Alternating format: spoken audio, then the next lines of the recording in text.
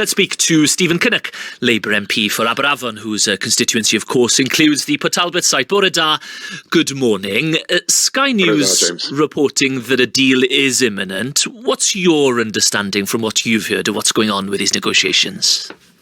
Well, of course, any investment in our steel industry and in our Port Talbot steelworks would be very welcome. It's the beating heart of our community and our economy. These talks, though, have been dragging on for far too long.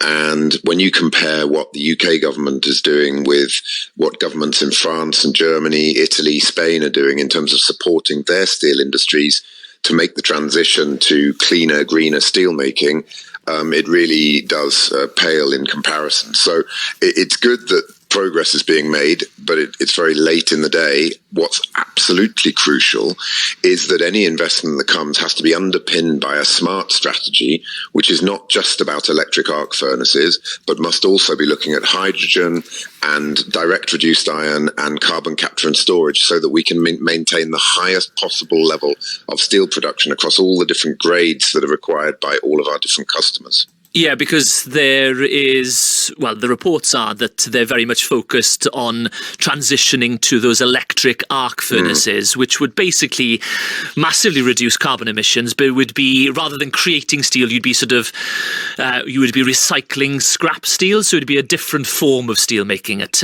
Port Talbot, potentially.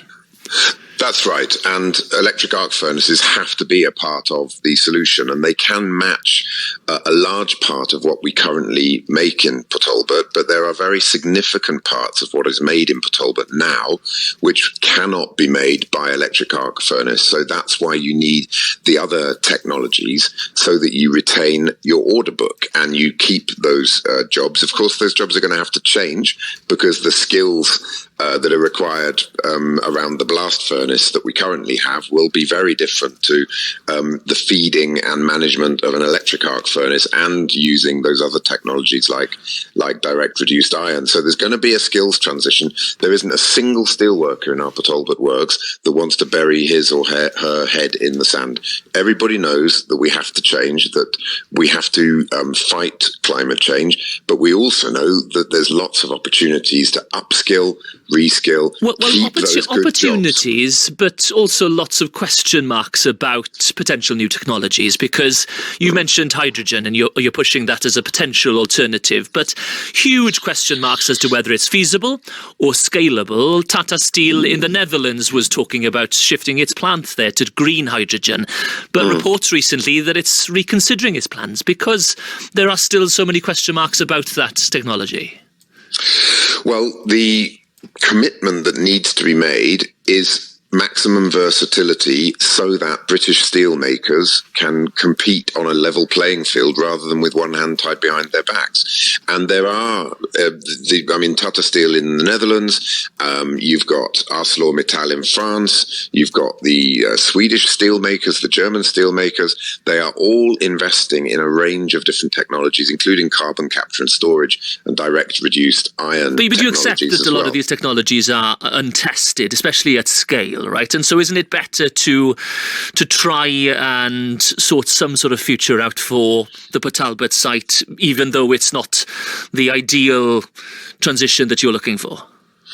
I absolutely accept that the change is coming, and we're embracing that change. But let's not miss the opportunity to keep all of the different customers that we have so that we can maximize the number of jobs that are kept. And of course, with you look at the downstream process for places like Trostra, the packaging part of the steel making process there, that doesn't really match up with electric arc furnaces. So, we've got to, what I'm saying to the UK government, I'm urging them to work closely with trade unions, with the workforce, because any transition that takes place, you've got to bring the workforce with you, minimize the impact in terms of jobs losses, and maximize the impact in terms of profitability, viability, and competitiveness of our steel industry. It's back to the Commons today for MPs after the summer break. We're expecting a reshuffle of Labour's front bench. What do you know about that? All the rumours are that it's happening today. I've got no idea what is going to happen beyond that, James. So I'm in the dark, and just like everybody else. Currently, Shadow Immigration Minister expect to keep that? It's such an important and interesting role that I have, and I think that the immigration question is going to be a very big part of the debate going through to the next general election. I'm looking forward to staying at the heart of that. Watch this space. Thank you so much for joining us. That's Stephen.